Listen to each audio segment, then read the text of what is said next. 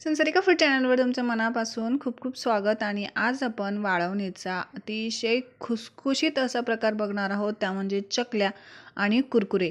हे तुम्ही वर्षभर स्टोअर करून ठेवू शकता आणि जेव्हा कधीही तुमचा मूड झाला, उपवास असेल तर तुम्ही तळू शकता. खूप छान होतात, अगदी तोंडात टाकताच ते विरघळतात. तर नक्की घरी ट्राय करून बघा आणि चॅनलला सबस्क्राईब केलं नसेल तर चॅनलला सबस्क्राईब नक्की करा.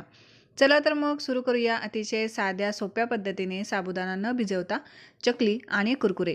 तर त्यासाठी इथे मी बटाटे घेतले आहे. 1.5 किलो इथे मी बटाटे घेतले आहे आणि ते अशा पद्धतीने मी उकडून घेतले आहे. ते स्वच्छ धुवून घ्यायचे, कुकरमध्ये पाणी टाकायचं आणि कमीत कमी 2 शिट्ट्या करून घ्यायच्या. पातळ साल असलेले बटाटे खूप लवकर शिजतात आणि चवीला सुद्धा छान लागतात, म्हणून बाजारामध्ये आता खूप छान बटाटे यायला सुरुवात झाली आहे. तर तुम्ही नक्कीच ट्राय करून बघू शकता. तर बटाटे उकडल्यानंतर अशा पद्धतीने साल काढून घ्यायचं आणि त्यानंतर ते किसणीने किसून घ्यायचे आहेत.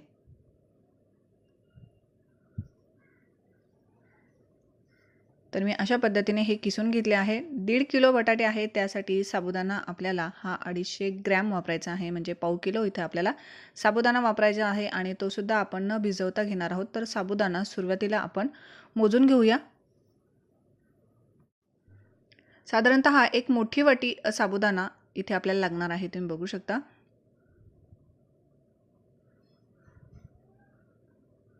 तर आता हा साबुदाणा आपण मिक्सरच्या भांड्यामध्ये टाकून घेऊया, कारण तो आपण न भिजवता घेणार आहोत आणि त्यामध्ये आपण टाकणार आहोत लाल सुक्या मिरच्या.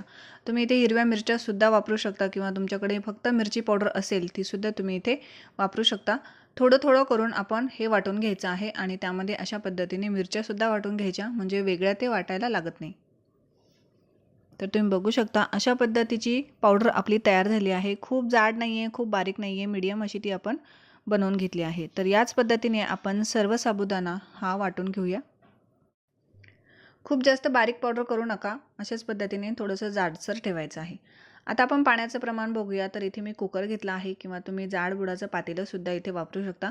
तर 3 ग्लास आपण इथे पाणी टाकणार आहोत. जो आपण नॉर्मल ग्लास वापरतो तोच इथे मी घेतला आहे. पाण्याचं प्रमाण हे थोडंसं तुम्ही कमी जास्त करून घेऊ शकता, पण इथे परफेक्ट पाण्याचं प्रमाण तुम्हाला सांगणार आहे. तर 3 ग्लास आपण सुरुवातीला टाकून घेतला आहे आणि त्यानंतर 1 ते 1.5 चमचा आपण यामध्ये चवीनुसार मीठ टाकणार आहोत.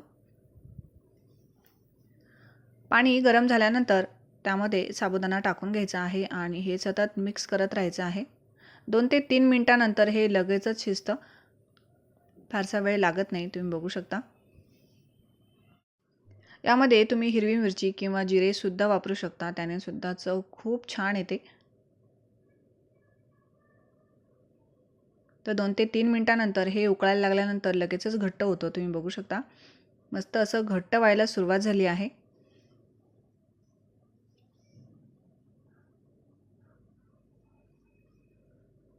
तर अशा पद्धतीचं घट्ट झाल्यानंतर त्यामध्ये आपण टाकणार आहोत आपण उकडून घेतलेले बटाटे.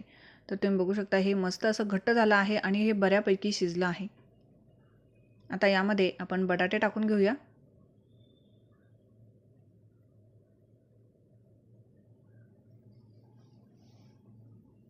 त्यानंतर इथे आपण पाणी टाकणार आहोत. तर पुन्हा आपण 1 ग्लास पाण्याचा वापर करायचा आहे आणि पाणी वापरताना ते कोमट किंवा गरम पाणी वापरायचं आहे. हे छान असं मिक्स करून घ्या. सतत ढवळत राहायचं आहे आणि मस्त हे शिजवून घ्यायचं आहे. जेवढं तुम्ही हे छान शिजवाल तेवढी चकली आणि कुरकुरे हे मस्त खुसखुशीत होतील. नंतर पाण्याचा वापर आपल्याला बिलकुल करायचा नाही आहे.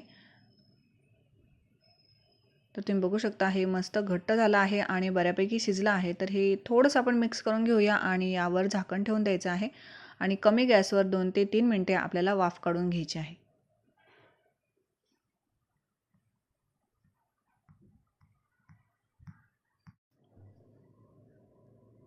तर हे एकसारखं करून घ्या, व्यवस्थित एकसारखं करा आणि त्यानंतर त्यावर आपण झाकण ठेवून द्यायचं आहे.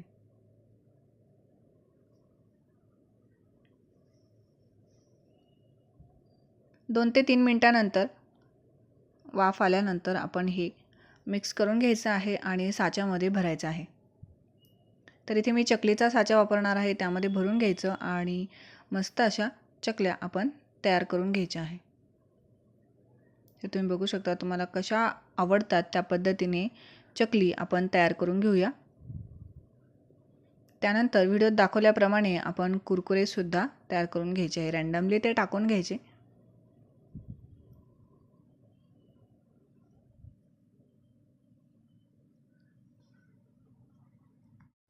त्यानंतर 2 ते 3 दिवस हे कडकडीत वाळवून घ्यायचे आणि वाळल्यानंतर हे असे दिसतात. तुम्ही बघू शकता.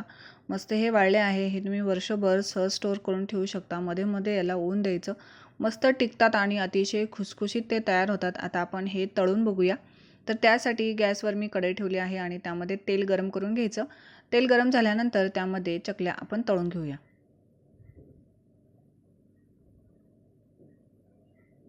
तळल्यानंतर त्या लगेचच आपण बाहेर काढूया. तळायला सुद्धा फारसा वेळ लागत नाही.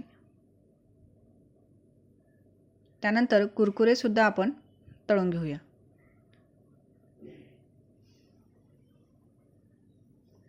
अतिशय खुसखुशीत आणि चवीला तर मस्तच असे हे आपले साबुदाण्याची कुरकुरे आणि चकल्या तयार होतात. या उन्हाळ्यामध्ये तुम्ही नक्की घरी ट्राय करून बघा. जर तुमच्याकडे साबुदाणा भिजवायला वेळ नसेल किंवा तुम्हाला तुमच्या लक्षात राहिलं नसेल साबुदाणा भिजवायला, तर पटपट तुम्ही या चकल्या आणि कुरकुरे तयार करून घेऊ शकता. तर तुम्ही बघू शकता मस्त असे ते झाले आहेत. तर नक्की घरी ट्राय करून बघा आणि चॅनलला सबस्क्राईब केलं नसेल तर चॅनलला सबस्क्राईब करा, लाईक करा, शेअर करा. आवडल्यास कमेंट करा.